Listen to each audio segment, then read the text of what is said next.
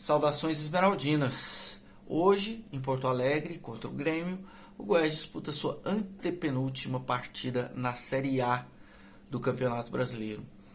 A gente não sabe quando nós vamos disputar a quarta partida na sequência, contando a partir de hoje, na divisão de elite. A gente espera que seja em 2025 e já temos que nos preparar para cobrar bastante, porque não acredito que ninguém sonhe, e nem o presidente Paulo Rogério sonha com a permanência, porque ela é totalmente inviável. É uma questão de terminar o jogo de hoje e a gente estar matematicamente rebaixado, né?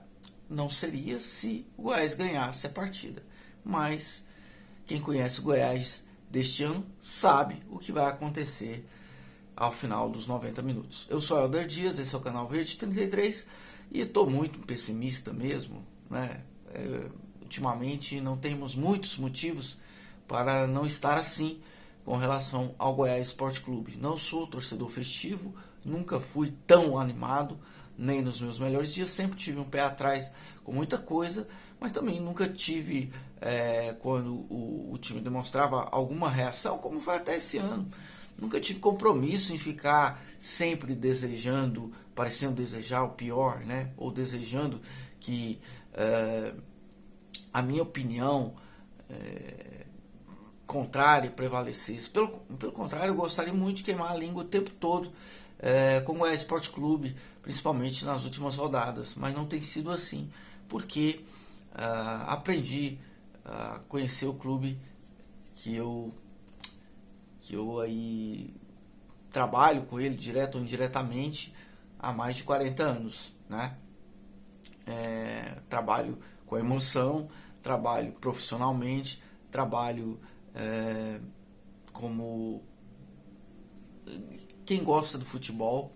E quem gosta do futebol não pode gostar desse Goiás que está aí. Eu acho que até esqueci, né, de falar para vocês curtirem o vídeo aí, ou deixarem o seu like ou dislike, e também se inscreverem no canal aqui no Verde 33. Mas eu, Helder Dias, sou um torcedor de arquibancada há muito tempo, fui durante muito tempo. Desde a pandemia eu fiquei mais em casa, criei o hábito, né, de ver os jogos em casa, mas já sofri muito com o Goiás no estádio, né? Já penei muito. Eu lembro, por exemplo, uma cena que eu não esqueço, foi do quase rebaixamento de 1997.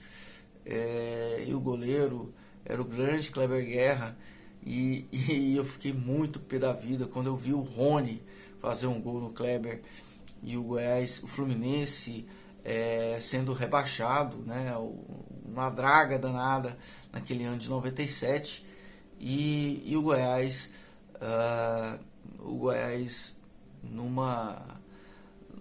precisando daquele resultado, e não acontecia.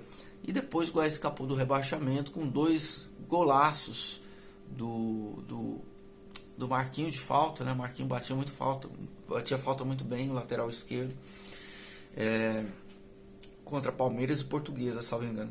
Quem tiver aí com a barba branca vai lembrar como foi esse jogo, esses dois jogos, né? Salvo engano, 2 jogos fora de casa. E o Goiás se safou de cair para a Série B naquele ano, cairia no ano seguinte, 98, e cairia com um grande time, né? Tanto que voltou em 99, e em 2000 nós tivemos talvez o elenco mais qualificado do Goiás, talvez até para ganhar um campeonato, e ficamos nas quartas de final para o Paraná Clube, naquela Copa João Avelange, né? Enfim, já vi muita coisa do Goiás, e de fracassos, de sucessos, mas eu nunca vi a torcida tão desanimada, eu nunca vi o Goiás Esporte Clube tão entregue assim às próprias convicções, principalmente na nossa diretoria. Eu estou cada vez mais radicalizado nesse sentido, de que o Goiás não vai mudar enquanto estiver o mesmo pessoal por lá. Porque as declarações são as mesmas, parece que eles não entenderam o que está acontecendo, né? Parece que eu vi uma entrevista para Tandara Reis, do Paulo Rogério Pinheiro, falando na contratação do Palácios. Ah, acho que pode contratar, acho que a gente pode, é alguém que eu gosto.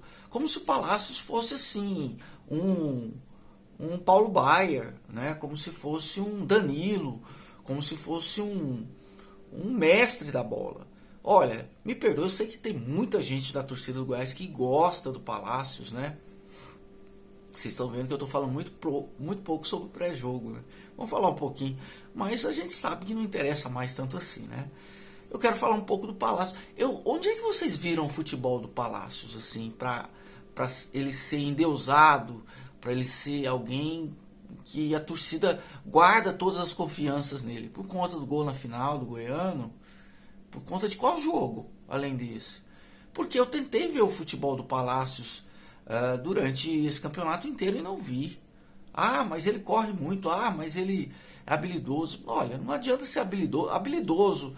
Até aquele pessoal que faz embaixadinha atravessando a rua é habilidoso.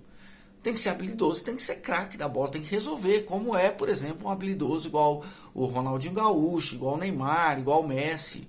Não adianta ser habilidoso e isso não ser funcional, né? Então eu não vejo porque o que eu vejo quando a torcida do Goiás encarna um cara como o Palácios é a extrema carência que a gente vive de jogador de futebol no clube.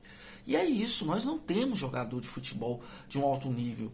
Nós estamos medindo a régua pelo Palácios. Isso é inadmissível para um clube da estatura do Goiás.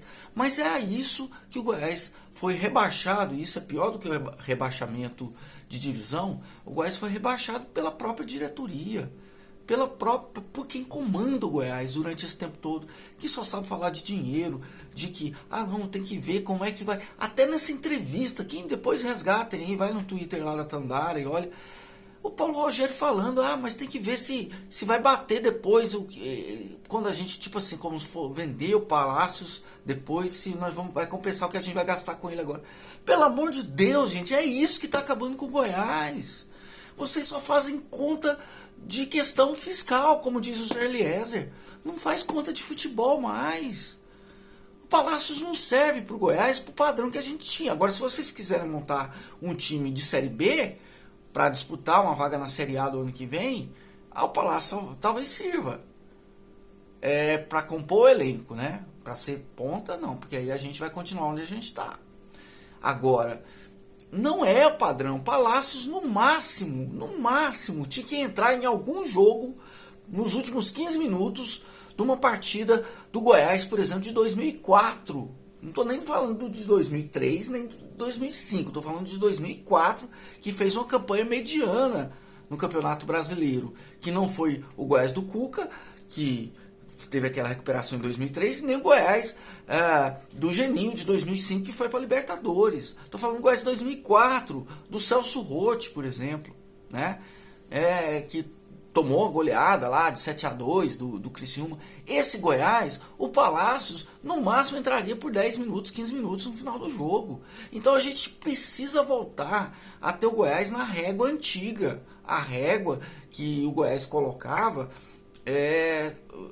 muito acima dos rivais, por exemplo. Hoje a gente perde jogador pro Atlético, como foi o Matheus Peixoto, que está na Série B. A gente dispensa, tá certo que o Goiás dispensou, mas o Atlético foi lá e pegou. E o Goiás perdeu vários jogadores para a Série B, né? Como o Elvis no ano passado, para Ponte Preta, né? E tem vários exemplos, né? Não vamos nem citar. Enfim, o Goiás joga com o Grêmio hoje. O Grêmio vai... Tô falando, futebol pode acontecer de tudo, né? Mas a tendência é que o Grêmio, ainda sonhando com o título, passe o trator em cima do Goiás. E por que eu acho que vai ser fácil?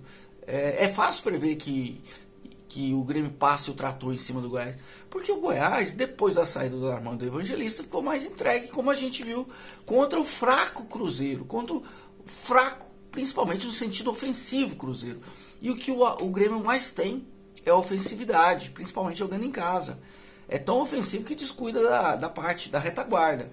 E pode ser que se dê mal. Pode ser que numa bola o Goiás faça um gol e termine 1-0 pro Goiás. Eu acho difícil. Acho muito difícil isso acontecer. Porque vai ter que consertar essa defesa do Goiás, que é o samba do crioulo doido, como a gente viu durante todo o jogo. né, com o Tadeu defendendo tudo, e no último minuto, aquela falha coletiva que deu o gol e a vitória para o Cruzeiro, né, a Serrinha, mais uma vez nos acréscimos, né, Goiás? E então, tem muito pouco para falar do Goiás, não tem nem muito o que analisar do que vai acontecer no jogo. O que eu posso dizer é que se o Soares tivesse um companheiro a mais qualificado no ataque, que o ataque do Grêmio depende muito do Palácio, se tivesse um Bruno Henrique do lado dele, ou um Dudu, ou sei lá, um Luciano do São Paulo, por exemplo, né, um cara que fizesse com ele, aí a gente poderia esperar goleada. Espero que não tenhamos goleada do Grêmio logo mais, mas eu acho a vitória quase que uma certeza, infelizmente, diante das probabilidades do que o Goiás vem jogando. Enfim, e fica isso para mim, e ainda vou fazer mais vídeos, vou fazer o pós-jogo, mas nós vamos sempre estar lembrando dessas declarações, né? Por exemplo, nessa entrevista, Paulo Rogério disse que não conhece o contrato do Guilherme Marques, responde isso para a repórter: olha, se o presidente do clube não conhece o contrato, não conhece a dinâmica de um jogador importante, que ele precisaria de repente pensar em renovar, mas tá certo, né? Paulo Rogério não devia nem renovar, porque não vai ser um CEO ano que vem, né? Seria melhor então não fazer nada, esperar o cara decidir, se é que ele vai decidir, né? Será que é ele que vai decidir? Que autonomia vai ter esse CEO, hein? Que autonomia vai ter esse conselho de administração do clube do Goiás? Que autonomia esse conselho vai dar para esse CEO cuidar do futebol? É a mesma autonomia que os treinadores do Goiás tiveram esse ano? Será? Será? Então fica aqui o vídeo, quero que vocês opinem aqui, né? Deixe seu like se vocês gostaram desse vídeo, não se esqueçam. Não se esqueçam também de se inscrever no canal se não são inscritos. Estou gravando isso de madrugada, então perdoem as olheiras, perdoem o olhar meio de fotofobia aqui do ring light, o light ring, sei lá como é que fala isso aqui. Mas é isso, e também estou cansado, né? E acho que todo esmeraldino anda muito cansado ultimamente. É isso aí. Bom jogo para nós, né? Até mais.